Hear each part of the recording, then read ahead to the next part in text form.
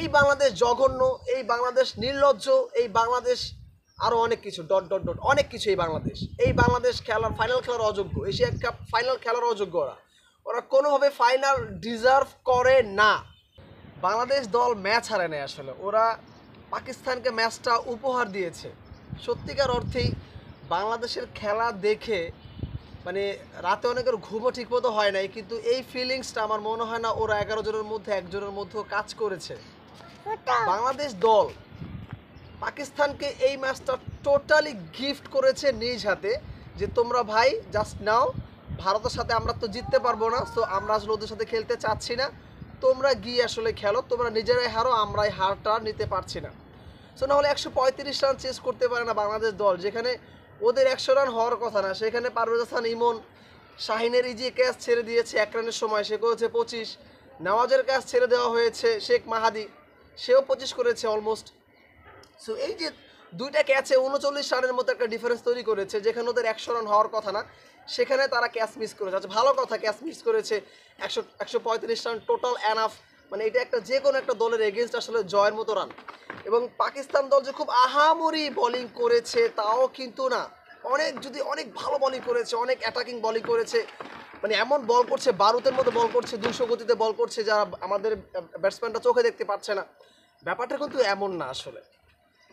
ইমন, তুমি ভাই catch miss করেছো, তুমি একটা ভালো স্টার্ট করবা, তুমি একেবারে আননেসেসারি একটা শট, তোমাকে 200 রানের টার্গেট না, টার্গেট 135, তাহলে তুমি ওইভাবেই করে হচ্ছে ম্যাচটাকে বিল্ড আপ করবা, ডেভেলপ করবা, ওইভাবেই করে তুমি দ্বিতীয় বলে শাহিন শাহ আফ্রিদির বল ছক্কা মারতে গিয়ে আউট হয়েছো। সো এই জায়গায় আসলে তোমার দায়িত্বটা আসলে ভাইয়া কী ছিল? হৃদয় যে বলে আউট হয়েছে, কোনোভাবেই হৃদয়, দিস ইজ টোটালি ক্রাইম, মানে হৃদয় এটা ক্রাইম করেছে, কোনোভাবেই হৃদয়ের সাথে এইটা মানে সমঝোতা করার কোনো সুযোগ নাই হৃদয়ের এই জায়গাটাতে।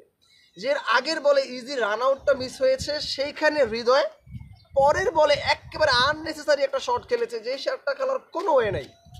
তিনি তো স্পিন ভালো খেলেন, এরপরে তো স্পিন বলার ছিল, তাদের তিনি দেখে শুনে চার্জ করে খেলতে পারতেন, যেহেতু আর্লি একটা উইকেট পড়েছে, একটু দেখে চার্জ করে খেলা উচিত। টার্গেট কিন্তু 200 না, টার্গেট 135, পার ওভারে 6-7 রানের মধ্যে প্রয়োজন। ওভারে যদি 4টা-5টা করে সিঙ্গেল চলে আসে, দ্যাটস এনাফ, ছক্কা মারার তো প্রয়োজন হচ্ছে না। সেখানে হৃদয় আননেসেসারি একটা শট খেলে দলের বেহাল অবস্থা দিয়েছে। সাইফ যে প্রতি ম্যাচে ভালো খেলবে তা কিন্তু না, সাইফ কি প্রতি ম্যাচে ভালো খেলবে না, একটা সময় সাইফের খারাপ যেতেই পারে। সাইফ আজকে ভালো খেলতে পারে নাই, এই জন্য সবারই কি একই অবস্থা হবে?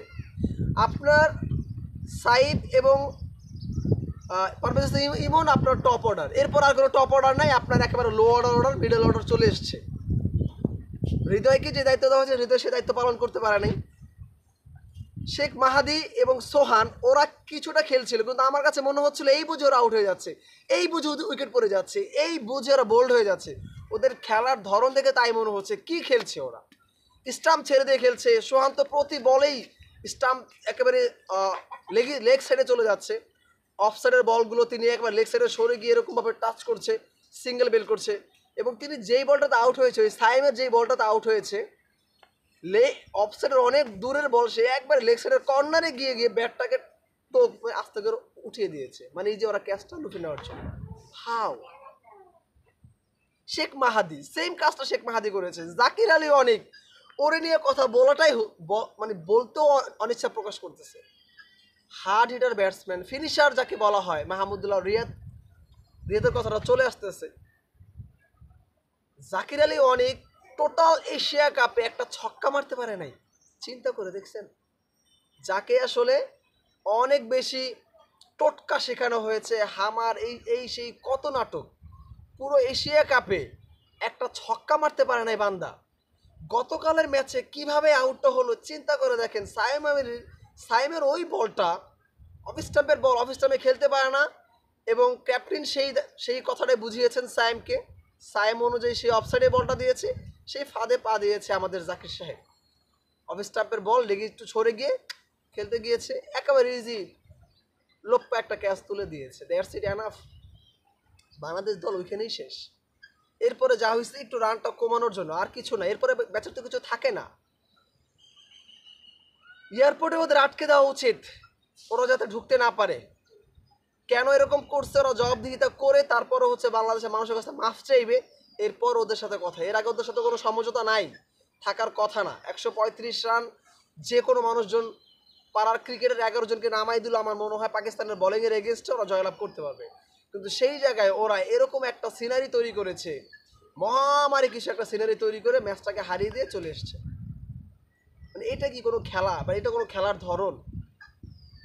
পারভেজ হাসান ইমন যেই কাজ করেছে, তৌহিদ হৃদয় সেই কাজ করেছে, শেখ মাহাদু এই কাজ করেছে, সোহান ওই কাজ করেছে, জাকির আলী ওই কাজ করেছে। শেষ দিকে গিয়া রিশাদ একটু চেষ্টা করেছে, কিন্তু ওই চেষ্টার কোনো দাম নাই আসলে। 2 ওভারে 33 রান রিশাদ। আমরা লাস্ট 2 ওভার পর্যন্ত কেন যাব?